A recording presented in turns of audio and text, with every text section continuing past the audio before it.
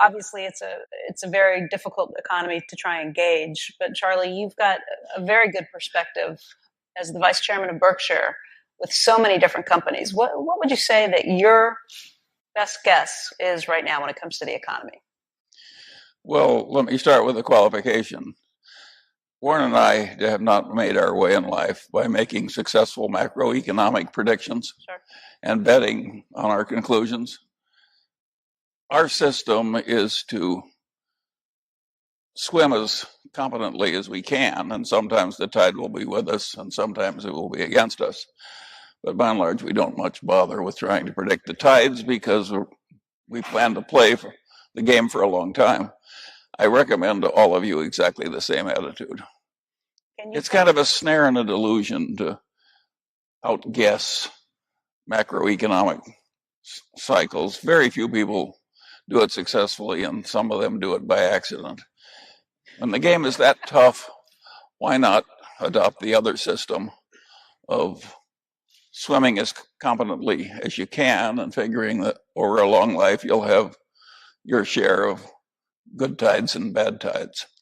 But I will be surprised if employment bounces back with the wonderful speed that it did after previous economic disappointments of the one we've been through. I just see business after business after business, which is rationalized so that it can do creditably in terms of protecting its balance sheet and its earning power while utilizing fewer people.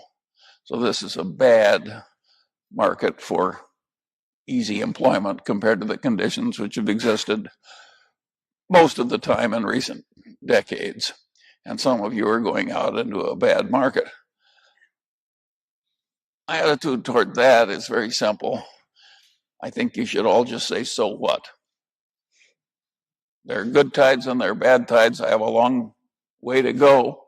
And we know from the example of other people that if you constantly stand well by your own generation and cope with competency and grace with whatever life deals you and just keep doing it, your share of the honors and emoluments of the civilization in due time are very likely to come if you deserve the emoluments.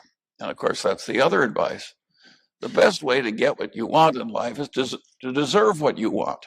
How could it be otherwise? It's not crazy enough so that the world is looking for a lot of undeserving people to reward.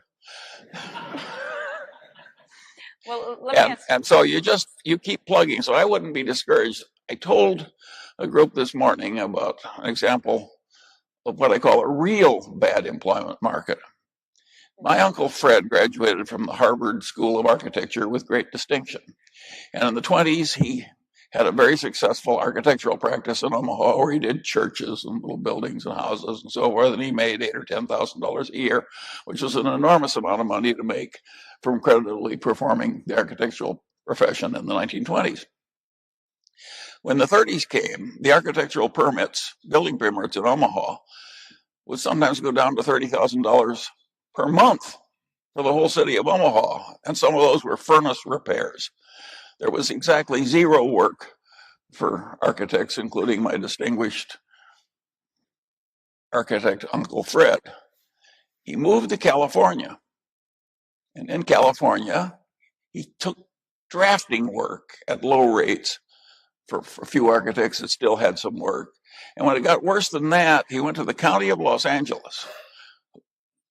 In the agony of the county, they classified him as a laundryman to save money, but had him do drafting work, which after all was exercising his skill. He didn't think it was beneath him. He coped as best he could. He never complained to anybody.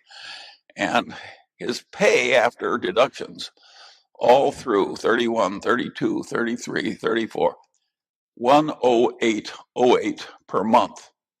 Now that wasn't as bad as it seems because he rented a whole house in Glendale for $25 a month.